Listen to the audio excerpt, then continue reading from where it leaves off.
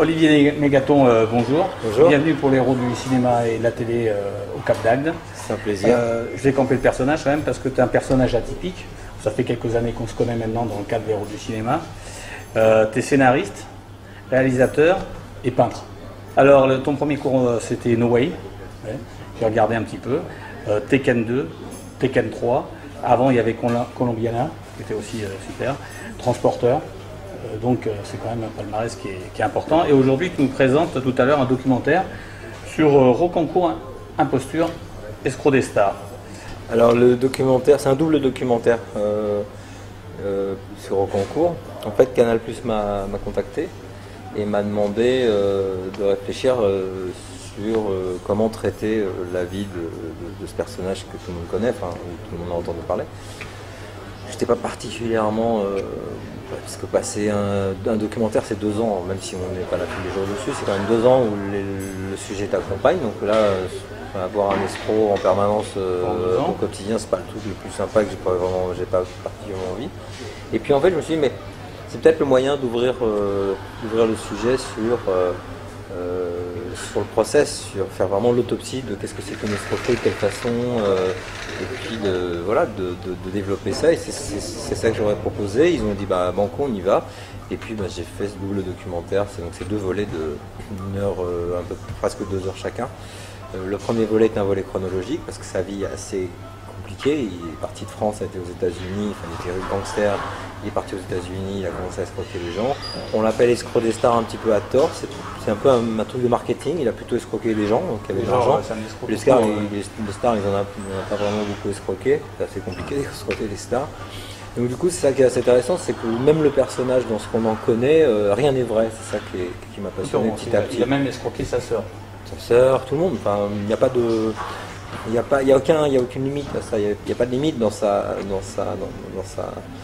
possibilité à escroquer les gens. Il a fait ça toute sa vie, donc qu'est-ce qu'on attend de plus? C'est ça qu'on voit dans le documentaire. La partie chronologique, bon, il le dit, il l'explique. On va voir tout le monde, hein. On a été voir toutes les victimes, ainsi de suite. Et après, dans la partie analytique, on essaie d'expliquer pourquoi, comment, de quelle façon, comment les victimes, alors que tout le monde sait qui c'est. Quand Catherine Breillat se fait effectivement un petit peu endormir, et que quand j'ai endormir, elle est dans le plus bas de sa forme, elle a eu un AVC, c'est très compliqué. Et c'est le moment de faiblesse qu'il lui choisit pour... Il sait la séduire et... Ouais, c'est ça, donc profiter de la c'est ça qui est intéressant, c'est de se dire qu'il n'y a pas...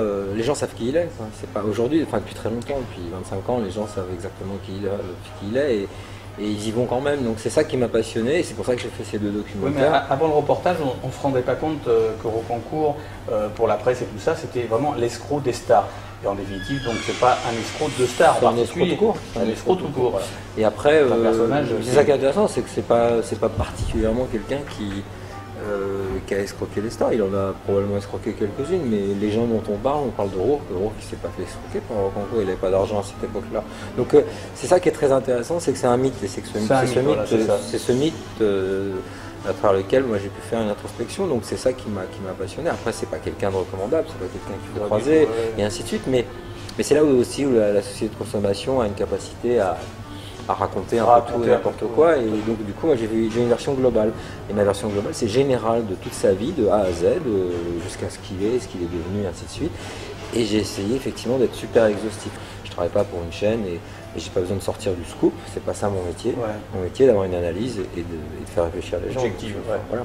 C'est ça, j'ai tiré un trait, une ligne, mais j'ai jamais, à aucun moment, j'ai mis un pied à gauche ou à droite. Ouais. C'est-à-dire que depuis le début, je savais où j'allais, j'étais exactement là où je voulais aller. Donc moi je suis pas pote avec lui, j'ai jamais vu en dehors des interviews, enfin j'ai gardé cette espèce de rigueur, et c'est pour ça que ce documentaire, il y a plein de gens qui n'ont pas voulu être interviewés pour plein de raisons, parce que les gens qui se sont fait arnaquer, c'est pas toujours très sympa. Pas vous avez été arnaqué, vous allez en parler. Oui, hein, surtout souvent c'est de l'argent très grosse, hein, c'est parce que les gens c'est de l'argent qui n'est pas toujours non plus, qui n'est pas de l'argent toujours très recommandable aussi, parce que si on va voir quelqu'un pour faire un rendement rapide, c'est que c'est de l'argent qui a été un peu détourné des impôts globalement, pas toujours, mais souvent. Donc du coup, c'est cette niche qui m'a intéressé. C'est pour ça que c'est un docu qui est passionnant parce qu'on s'aperçoit que tout le monde peut être escroqué. N'importe qui. On s'est tous escroqué une fois dans notre vie à plus ou moins grand niveau. C'est vrai.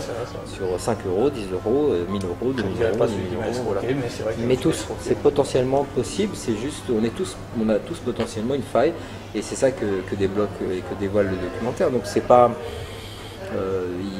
C'est pas un truc génial, c'est juste j'ai fait un état des lieux et c'est comme ça que je travaille à chaque fois. Bon, je te remercie. Et actuellement, est-ce que tu as quelque chose en préparation? Alors, en ce moment, je travaille sur un film pour Netflix qui s'appelle Last Day of the American Crime. Donc là, on vient d'apprendre aujourd'hui, en plus que le rôle principal s'était confirmé. C'est un film américain qu'on a tourné une grosse partie aux États-Unis, à Detroit, à Cleveland. Donc c'est vraiment, moi j'avais envie de tester un film avec Netflix. Un film avec Netflix veut dire il n'y a pas de sortie cinéma, c'est très particulier. Donc dans une vie de cinéaste, tous les cinéastes que je connais, enfin maintenant Scorsese, on doit tester ça, on doit le faire. Ouais. Donc tout le monde nous tape un peu dessus, je n'aimerais pas Frémo, enfin des gens comme ça qui nous disent c'est pas du cinéma. Bah, c'est du cinéma, moi je fais du cinéma et je fais un film de cinéma pour Netflix. Donc c'est une belle expérience, c'est une expérience différente. Donc là je pars dessus, on rentre en prépa là en juillet et puis voilà. Et puis j'ai deux documentaires très forts sur des très gros sujets qui vont commencer là aussi bientôt. Alors le documentaire c'est un peu le travail de fond, on commence et puis quand j'aurai fini de tourner je me mettrai sur le documentaire, j'irai tourner. Donc du coup voilà, j'ai ces trois projets qui sont en train de se faire en ce moment. Puis après il y a 10 000 trucs. Et les séries, parce que tu parles de Netflix, tu n'as jamais eu toi qui es scénariste aussi? Non, j'écris en ce moment deux séries.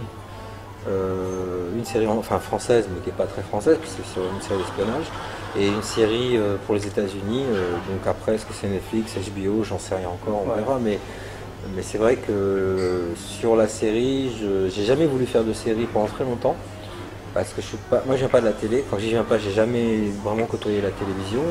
Je connais pas les gens de télévision, c'est des réseaux très particuliers. Je vois toutes les dernières séries qui sont des séries qui correspondent à ma culture, parce que je fais un cinéma qui est quand même très international. Et ils sont pas dans cette logique-là. Et moi je sais pas comment ça marche la télé française. Le flux en France, c'est un truc pour moi qui est abstrait. C'est pour ça que je fais des séries, mais des séries plus codifiées Netflix, plus codifiées HBO, des choses comme ça. Ce qui me correspond plus. Et qui pour le coup, c'est des séries plus ambitieuses. C'est des séries d'action, d'espionnage très complexes. Je regarde régulièrement sur Netflix quelques séries. Voilà. Si tu vois Mindhunter, si tu vois Human Bomb, si tu vois Strange Things, les scénarios sont extrêmement intéressants. Il y a des rebondissements. Moi j'ai cette culture-là. Des grands acteurs d'ailleurs aussi. J'ai cette culture-là. J'ai la chance de pouvoir être, on va dire, le premier rang, c'est-à-dire. Donc du coup, je ne vais pas m'emmerder à faire des choses ici. J'aurais adoré faire une série en France, mais faire quoi chaque fois qu'on en a parlé, à chaque fois on réduit l'ambition. On dit mais on va pas faire ça parce qu'attention ça va passer à 20h50. Le public c'est 65, 70 ans, tu sais, il faut faire attention. Bon, laisse tomber. Demander à un chef-op de le faire ou à des gens comme Tasma, comme Macha, ils font ça super bien, mais il n'y a pas besoin de moi pour faire ça. Bon, Olivier, écoute, je te remercie pour cette interview. C'est moi qui te remercie. On nous attend parce qu'on va aller à la Grande Conque là. Tu vas pouvoir peut-être te baigner.